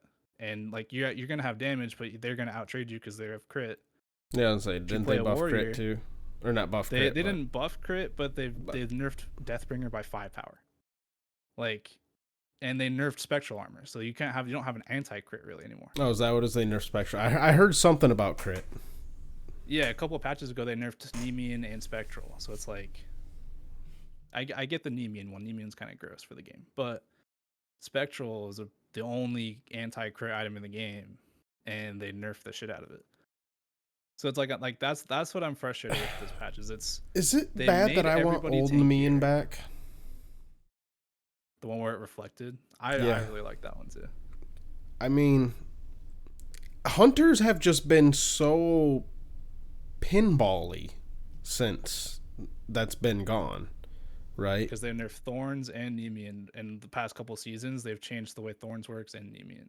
So they've kind of those two items. Well, it's just like Spectral and Nemean used to be the two knobs for being able to keep hunters in check for the most part, right? Outside of like if the class needed some health to itself, not health as in like they just added like the class itself was unhealthy. It used to just be a thing where you could tweak Nemean a little bit if you know, or you could tweak Spectral for the anti crit. I don't know. I miss old Nemean. It used to be where like they couldn't get too crazy, right? Because like you had a little bit to help anyone be able to keep them under check a little bit. But I guess when you have a hunter picking up a Nemean, when I guess that's the problem. When the entire team starts picking up Nemeans to deal with hunters, is it really a Nemean problem or a hunter problem? I don't know. That's my frustration, is that they've taken away virtually every check to the role of playing a hunter. Like you can't. I know it's annoying as a hunter player to have tanks running at you, and I get that it's frustrating. But it's also frustrating to be on the other side of it, where hunters can just 2-shot you or 3-shot you because they have crit, and there's not really a way to deal with that. You know what I mean? Like there needs to be a better. Let's real quick list off some checks that they've removed. Reflect damage, right? Mm-hmm. Thorns. They've capped it. They've granted this was a while ago, so maybe we don't talk about that. We'll just talk about the changes in the Nemean. Basically, they do nerf Thorns a lot, and it's usually so it doesn't hurt hunters as much. They changed Nemean. They changed the block stacks, but then changed the block stacks, so now it doesn't have block stacks. It reduces damage, and it also is less tanky. Spectral got nerfed. Witchblade's good, but it's not that you don't get a lot of AA slows, not being able to stack. Yeah, you can't stack attack speed slows anymore. I would say the same with movement speed slows not being able to stack, but that's kind of for everyone, not necessarily a hunter thing. Yeah.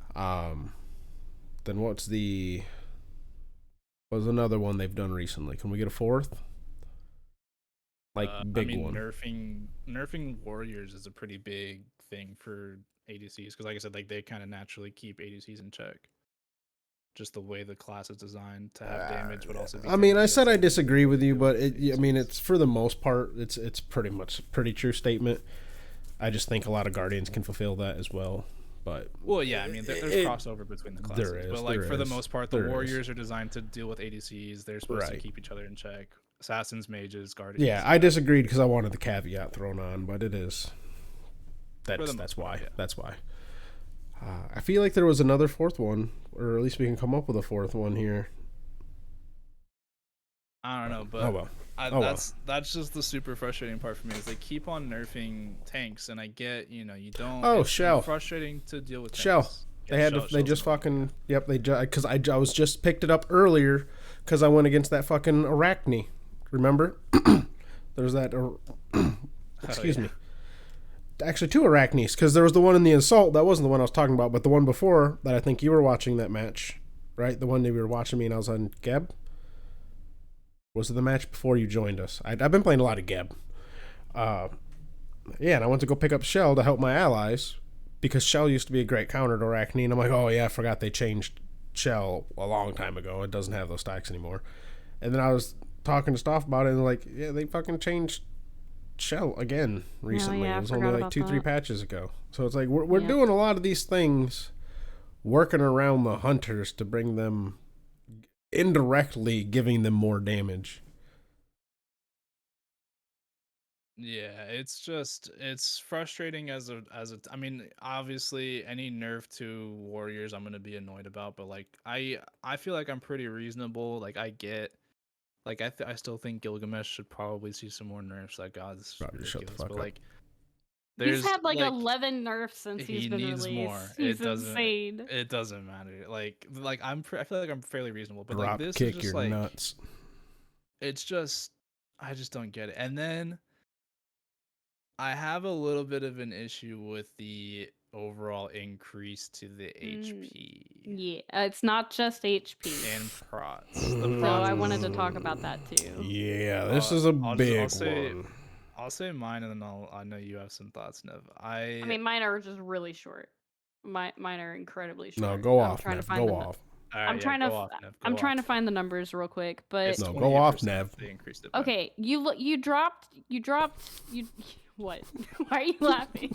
Because I said go off, Nev, but I know it's completely unrelated because you're just like, okay, because you found your stuff, but the way you said it was like, okay, I fucking will go off. She's stepping up to the plate right now. Yeah, like, watch this shit, I will.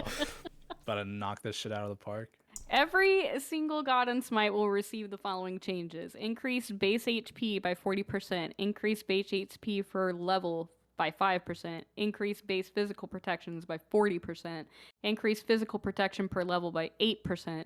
Increased base magical protections by 28%. Increased magical protection per level by 28%.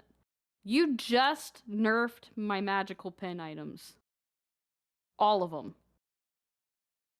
And Literally. Now you're increasing prots and health on everybody. What the and you just dropped at least 5 power on power items. What am I supposed to do as a mage? Question mark. Play a hunter. Apparently. Because yeah, mage items, I mean, I still feel like mages are okay, but like it's just there's going to be a big discrepancy between mages and hunters that it's going to seem like mages aren't doing as much, and they're not. So I'm going back to AMC mid. Heard. Got it. You don't even play Conquest. AMC mid lane and slash. There you go. You're only farming the red buff. So, but go ahead. All right, I was just gonna say I feel like some of these changes, I know they're geared towards the early game, and I know that it's generally based towards Conquest, but this applies to all the game modes. I feel like there's been a consistent theme over the past couple of seasons, and it's been small here and there, but I feel like there's been a consistent theme of reducing the skill cap of the game to reward worse plays. And what I mean by that is like you don't get punished as hard for being I'm not gonna say being a bad player, but making bad plays. Like, for example, I do agree there's a little bit of you do get a little bit one shot early game. I do think there needs to be a little bit of a change for that. But doing it by so much, they made an emphasis on the show, like you can take an entire ability now in the early game and you'll be fine. Like you'll still live. It's like, so now you can position worse and get less punished for your positioning, which is a big aspect of the game because people complain they were dying early. So you went too far with your example though. It's not about being able to position worse and get punished less. It's about being punished less than you already are. The idiots will push it up further, and if they are pushed up further, they should theoretically be punished harder, right? Theoretically, yeah. Theoretically. I just wanted to fix that. I mean, they've done things. I feel bad saying like they've done it over the past couple of seasons because I can't think of specific examples. I just know that like I have the same thought for a couple of changes I've seen over the past couple of seasons where it's like they'll change something and it'll be like it generally makes the game easier for everybody, and I don't always love those timers changes. On buff camps that you didn't drop. Being able to get those, you didn't used to be able to. Now you can get those. The audio cues for them picking up the objectives, things like that. Yeah, these are things that have basically, they made the same arguments in a lot of other MOBAs whenever they added similar things about how they're making the game too easy for newbies, or they're changing it for newbies. Those ones I'm going to have to heavily say are not bad, and it's kind of a... No, you're being a bit of an elitist. This one I could see. I won't really say that though.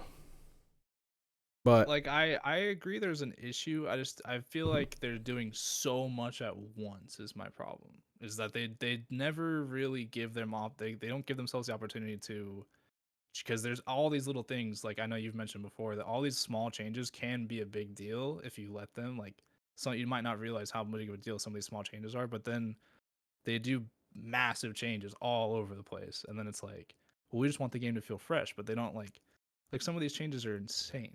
Like all this base HP, like Nev was saying, like they've already nerfed a ton of magic items. Now everyone's gonna be tankier. So, like for instance, you say they did all these major changes. Ravana, right? With all the DR changes, Ravana, I'm not sure if you've noticed, every Ravana I've ran into lately is an absolute fucking monster, and I can't get him off me. Because you stun him once, he instantly twos, right? And the next thing you hit him with, well, he's DR'd, and he just fucking shakes it off and just chases you down. And you're like, oh, cool. I'm fucked. Yeah. But then he has something like a slow, which, I mean, yeah, it gets DR'd, but he also has a root too. It's like, he has enough CC in himself and all that where it's like he can compensate. You only had the one, and your ally only had the one to help you. I don't know. So I see things like that where you are right, where it's a big change, and it's changed a lot of things. I'm gonna come in and I will say that their goal about this was not meant to really change much of anything from the medium to higher level play. Well, a little bit the mid. It's not really supposed to change much of the high mid to mid level play, or to high mid to high and high level play. There we go. It's really supposed to purely affect the bottom level to the vast majority, or the vast extent. Which I do think it will, and it will help out, because there is a bit of a problem. Like, I've been trying to teach my daughter how to play Smite with, how did I die? Fuck, I don't know. Yeah. I mean, besides the fact that we have a whole bunch of flashing animations and all the other shit going off, I don't know your screen and all that, or I didn't see exactly everything. People are just dying so fucking fast nowadays. Like, there are so many gods that can 100 to 0 you by themselves on mages that aren't supposed to be burst mages. Like, for instance, a Baron Samedi. Baron Samdi's not supposed to be a burst mage, and you can still easily 90% somebody with your 1-2-3. Like, that's... I thought he's utility. Giannis, he's supposed to be utility. You 1-2 somebody. They're fucking dead. Giannis will destroy your ass. If there's a soul gem proc in there, you are dead. Like, utility. Like, there's just, some things aren't. If we were talking about fucking Poseidon's krakening people to death, we wouldn't really be having this conversation, you know? I do agree there's an issue. It's just I just don't know that doing all of this at once is the way, because now it's gonna be such a drastic shift in the other direction that I feel like it's not gonna be. It's gonna be almost the opposite problem. At least I mean, like these changes aren't that much if you really think about it, but like they really only affect the early game. Late game is not gonna be too much different. I think it's a difference of like 200 health as like a hunter. Right. It's supposed to help the like early really game and it's supposed to help the lower play, which I think it will accomplish for the most part. Yeah. But there is that sneaky thing that if everybody has 200 more HP, right? Who does the best at taking away HP over time? Hunters. Right? Who will get, or what item benefits the absolute most of people having more HP? Well, offensive item, at least offensive, because I guess Gaia's still strong. Kin size, right?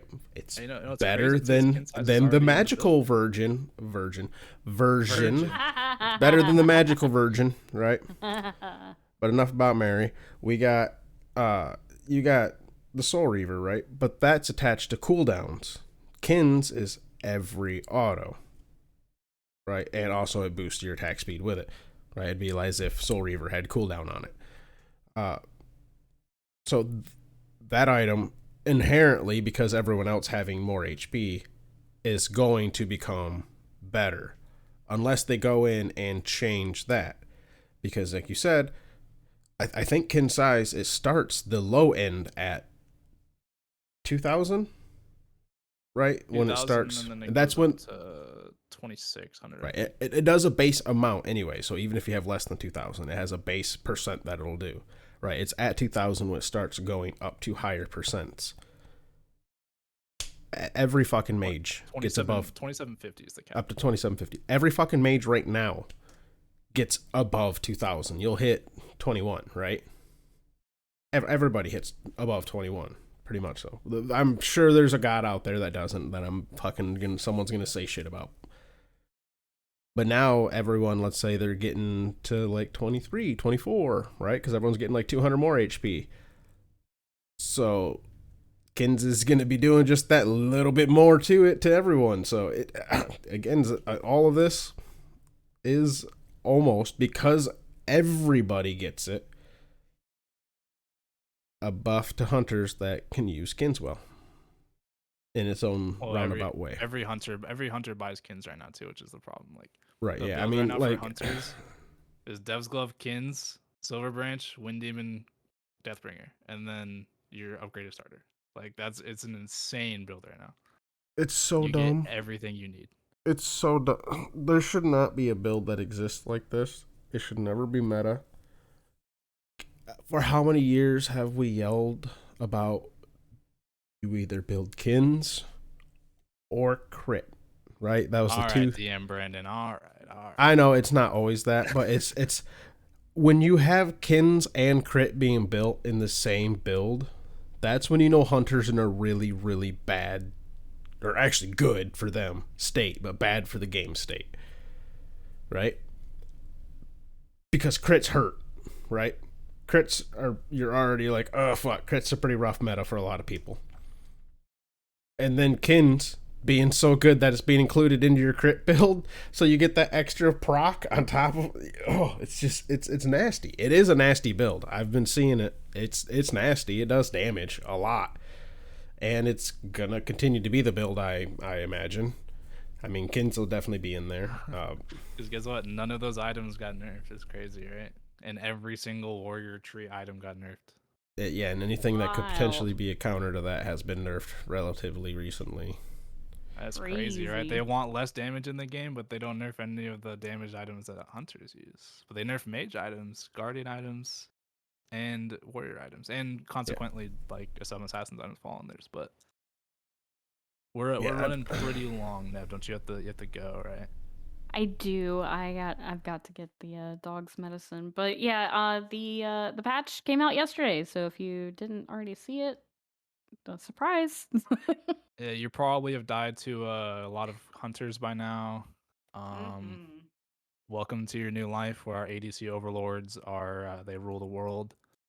So we'll see. I can't wait to see Zapman complain about how ADC is in a bad spot. I cannot wait. He is the champion of ADC players, where he will a world complain champion.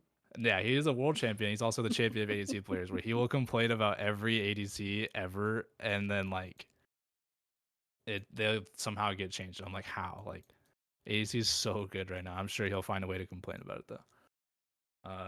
So yeah. Have fun getting chopped down. Super stoked. But before I get out of here, real quick, we are not doing a community corner for 2 reasons. Number 1, I didn't think of one, and number 2, we're running out of time.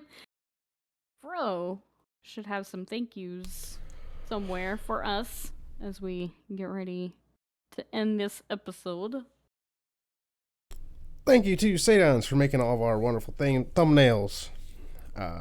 He is currently in a different country right now from his normal country. And so we still got to get a little touch on base with that. They might be a little hit or miss for the next couple episodes, but we will hopefully get back on track with that. Thank you to Raijin Cajun. Good. That was for you, Riggs. That was just for you. I was waiting for you to look up.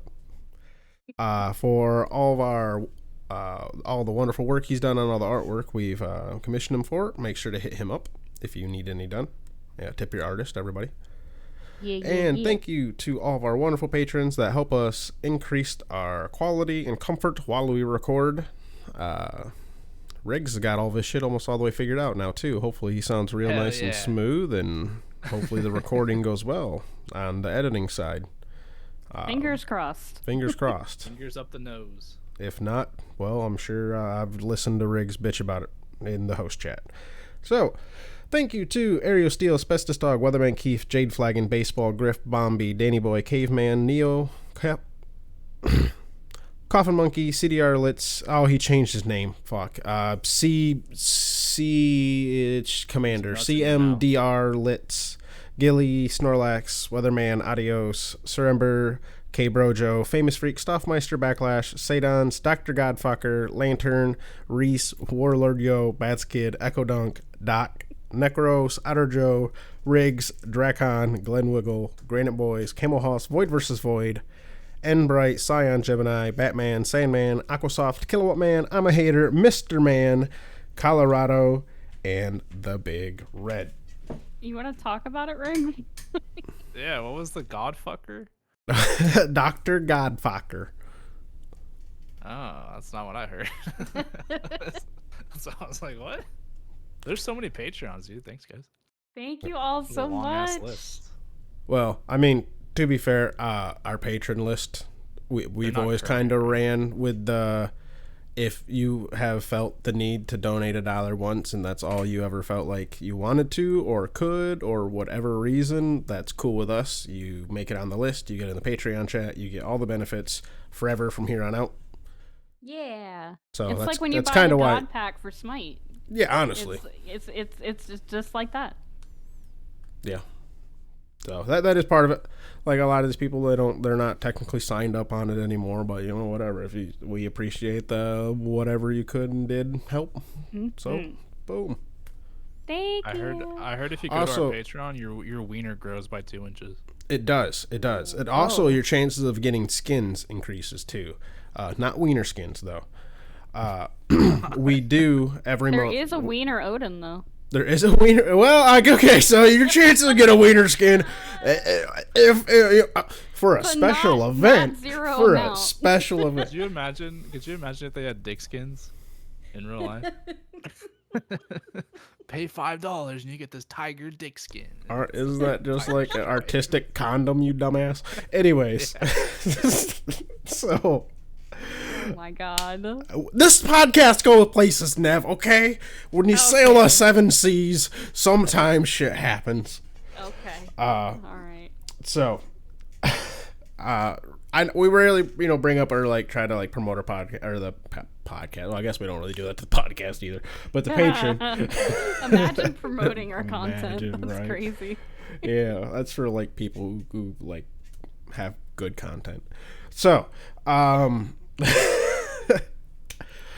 we do have our Patreon chat in the Discord, and we do, as a podcast, get codes from High Res, skin codes that we hand out,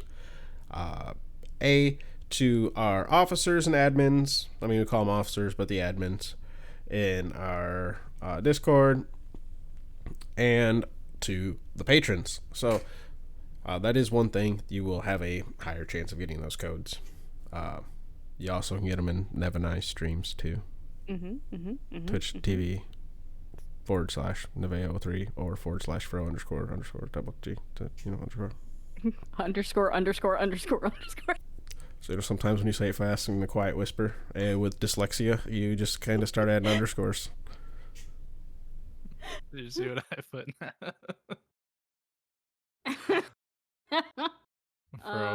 Go to the Patreon chat. I'm kind of scared. Nev, get us out of here. It was good. Goodbye, everyone. Yeah. Fro's done recording. I'm just clicking the stop. We'll see you on the other side of the cooldowns run at the overmap. Goodbye. I'm the bot G champion wrestling. Bye. It's a fucking MOTD, you liars. If you're able to do it tonight, I would. This is. Did I say 112? That's not the number I meant. Yeah, no crashes that entire time, and my mic worked the whole time. That's massive. Imagine updating your drivers so stuff works. Crazy. Alright, I'm gonna upload this, find out what's going on, unless Fro is unable to participate this evening. It shouldn't take more than an hour, if I had to guess. I would have to talk to my wife real quickly. Just because my family hasn't been home all day. I didn't know they were going to be gone all day. And if my family's gone all day, I don't like to stay locked up in the room.